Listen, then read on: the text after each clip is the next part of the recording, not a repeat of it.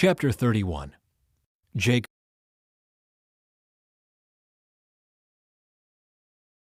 flees from Laban. Jacob flees from Laban. But Jacob soon learned that Laban's sons were grumbling about him. "Jacob has robbed our father of everything," they said. "He has gained all his wealth at our father's expense." And Jacob began to notice a change in Laban's attitude toward him. Then the Lord said to Jacob, "Return to the land of your father and grandfather and to your relatives there, and I will be with you." So Jacob called Rachel and Leah out to the field where he was watching his flock. He said to them, "I have noticed that your father's attitude toward me has changed, but the God of my father has been with me. You know how hard I have worked for your father, but he has cheated me, changing my wages 10 times. But God has not allowed him to do me any harm. For if he said, 'The speckled animals will be your wages,' the whole flock began to produce speckled young. And when he changed his mind and said, 'The striped animals will be your wages,' then the whole flock produced striped young. In this way God has taken your father's animals and given them to me. One time during the mating season, I had a dream and saw that the male goats mating with the females were streaked, speckled, and spotted. Then in my dream the angel of God said to me, 'Jacob,' and I replied, 'Yes, here I am.' The angel said, 'Look up, and you will see that only the streaked, speckled, and spotted males are mating with the females of your flock. For I have seen how Laban has treated you. I am the God who appeared to you at Bethel, the place where you anointed the pillar of stone and made your vow to me. Now get ready and leave this country and return to the land of your birth.' Rachel and Leah responded, 'That's fine with us. We won't.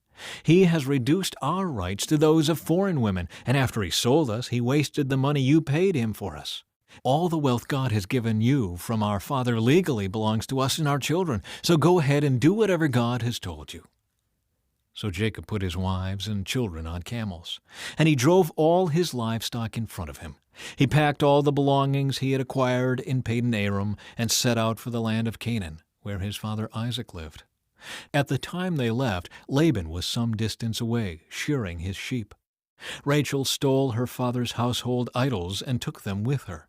Jacob outwitted Laban the Aramean, for they set out secretly and never told Laban they were leaving. So Jacob took all his possessions with him and crossed the Euphrates River, heading for the hill country of Gilead. Laban pursues Jacob. 3 days later, Laban was told that Jacob had fled. So he gathered a group of his relatives and set out in hot pursuit. He caught up with Jacob 7 days later in the hill country of Gilead.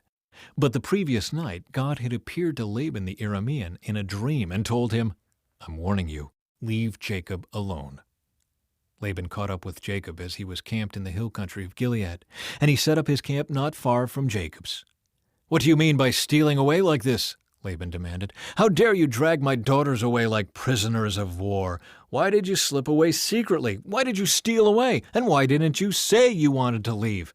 I would have given you a farewell feast with singing and music, accompanied by tambourines and harps. Why didn't you let me kiss my daughters and grandchildren and tell them goodbye? You have acted very foolishly. I could destroy you, but the God of your father appeared to me last night and warned me, leave Jacob alone. I can understand your feeling that you must go and your intense longing for your father's home, but why have you stolen my gods?' 'I rushed away because I was afraid,' Jacob answered. 'I thought you would take your daughters from me by force. But as for your gods, see if you can find them, and let the person who has taken them die. And if you find anything else that belongs to you, identify it before all these relatives of ours, and I will give it back.' But Jacob did not know that Rachel had stolen the household idols. Laban went first into Jacob's tent to search there, then into Leah's, and then the tents of the 2 servant wives. But he found nothing. Finally, he went into Rachel's tent. But Rachel had taken the household idols and hidden them in her camel's saddle, and now she was sitting on them. When Laban had thoroughly searched her tent without finding them, she said to her father, 'Please, sir, forgive me if I don't get up for you. I'm having my monthly period.' So Laban continued his search, but he could not find the household idols. Then Jacob became very angry, and he challenged Laban. 'What's my crime?' he demanded. What have I done wrong to make you chase after me as though I were a criminal? You have rummaged through everything I own. Now show me what you found that belongs to you. Set it out here in front of us before our relatives for all to see. Let them judge between us. For 20 years I have been with you, caring for your flocks. In all that time your sheep and goats never miscarried. In all those years I never used a single ram of yours for food. If any were attacked and killed by wild animals, I never showed you the carcass and asked you to reduce the count of your flock. No, I took the loss myself. You made me pay for every stolen animal, whether it was taken in broad daylight or in the dark of night. I worked for you through the scorching heat of the day and through cold and sleepless nights. Yes, for 20 years I slaved in your house. I worked for 14 years earning your 2 daughters, and then 6 more years for your flock. And you changed my wages 10 times. In fact, if the God of my father had not been on my side, the God of Abraham and the fearsome God of Isaac, you would have sent me away empty-handed. But God has seen your abuse and my hard work. That is why he appeared to you last night and rebuked you. Jacob's treaty with Laban. Then Laban replied to Jacob, These women are my daughters, these children are my grandchildren, and these flocks are my flocks. In fact, everything you see is mine. But what can I do now about my daughters and their children? So come, let's make a covenant, you and I, and it will be a witness to our commitment. So Jacob took a stone and set it up as a monument. Then he told his family members, Gather some stones. So they gathered stones and piled them in a heap. Then Jacob and Laban sat down beside the pile of stones to eat a covenant meal. To commemorate the event, Laban called the place Jegar Sahadutha, which means witness pile in Aramaic, and Jacob called it Galid, which means witness pile in Hebrew. Then Laban declared, This pile of stones will stand as a witness to remind us of the covenant we have made today. This explains why it was called Galid, witness pile. But it was also called Mitzpah, which means watchtower. For Laban said, May the Lord keep watch between us to make sure that we keep this covenant when we are out of each other's sight.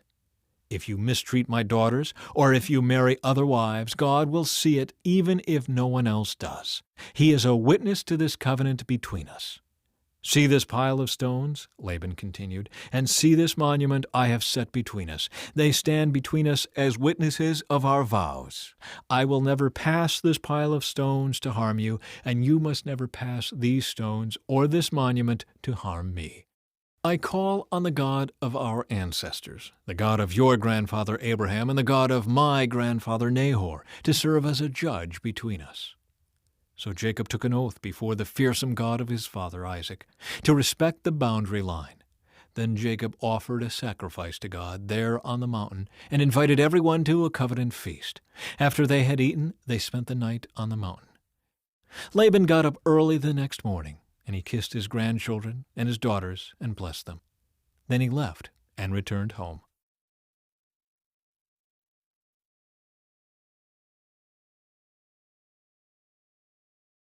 Chapter 32. As Jacob started on his way again, angels of God came to meet him. When Jacob saw them, he exclaimed, This is God's camp! So he named the place Mahanaim. Jacob sends gifts to Esau. Then Jacob sent messengers ahead to his brother Esau, who is living in the region of Seir in the land of Edom.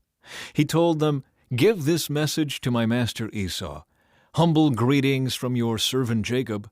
Until now I have been living with Uncle Laban, and now I own cattle, donkeys, flocks of sheep and goats, and many servants, both men and women. I have sent these messengers to inform my lord of my coming, hoping that you will be friendly to me. After delivering the message, the messengers returned to Jacob and reported, We met your brother Esau, and he is already on his way to meet you, with an army of 400 men. Jacob was terrified at the news. He divided his household, along with the flocks and herds and camels, into 2 groups. He thought, if Esau meets one group and attacks it, perhaps the other group can escape. Then Jacob prayed, O God of my grandfather Abraham and God of my father Isaac, O Lord, you told me, return to your own land and to your relatives, and you promised me, I will treat you kindly. I am not worthy of all the unfailing love and faithfulness you have shown to me, your servant. When I left home and crossed the Jordan River, I owned nothing except a walking stick. Now my household fills 2 large camps. O Lord, please rescue me from the hand of my brother Esau. I am afraid that he is coming to attack me, along with my wives and children. But you promised me, I will surely treat you kindly, and I will multiply your descendants until they become as numerous as the sands along the seashore, too many to count. Jacob stayed where he was for the night. Then he selected these gifts from his possessions to present to his brother Esau: 200 female goats, 20 male goats, 200 ewes, 20 rams, 30 female camels with their young, 40 cows, 10 bulls, 20 female donkeys, and 10 male donkeys. He divided these animals into herds and assigned each to different servants. Then he told his servants, "Go ahead of me with the animals, but keep some distance between the herds." He gave these instructions to the men leading the first group: "When my brother Esau meets you, he will ask, 'Whose servants are you? Where are you going? Who owns these animals?' You must reply, 'They belong to your servant Jacob, but they are a gift for his master Esau. Look, he is coming right behind us.'" Jacob gave the same instructions to the second and third herdsmen, and to all who followed behind the herds. "You must say the same thing to Esau when you meet him, and be sure to say, 'Look, your servant Jacob is right behind us.'" Jacob thought, "I will try to appease him by sending gifts ahead of me. When I see him in person, perhaps he will be friendly to me." So the gifts were sent on ahead, while Jacob himself spent that night in the camp. Jacob wrestles with God. During the night, Jacob got up and took his 2 wives, his 2 servant wives, and his 11 sons, and crossed the Jabbok River with them. After taking them to the other side, he sent over all his possessions. This left Jacob all alone in the camp, and a man came and wrestled with him until the dawn began to break. When the man saw that he would not win the match, he touched Jacob's hip and wrenched it out of its socket. Then the man said, "Let me go, for the dawn is breaking." But Jacob said, "I will not let you go unless you bless me." "What is your name?" the man asked. He replied, "Jacob." "Your name will no longer be Jacob," the man told him. "From now on you will be called Israel, because you have fought with God and with men and have won." "Please tell me your name," Jacob said. "Why do you want to know my name?" the man replied. Then he blessed Jacob there. Jacob named the place Peniel, which means face of God, for he said, "I have seen God face to face, yet my life has been spared." The sun was rising as Jacob left Peniel, and he was limping because of the injury to his hip. Even today, the people of Israel don't eat the tendon near the hip socket because of what happened that night when the man strained the tendon of Jacob's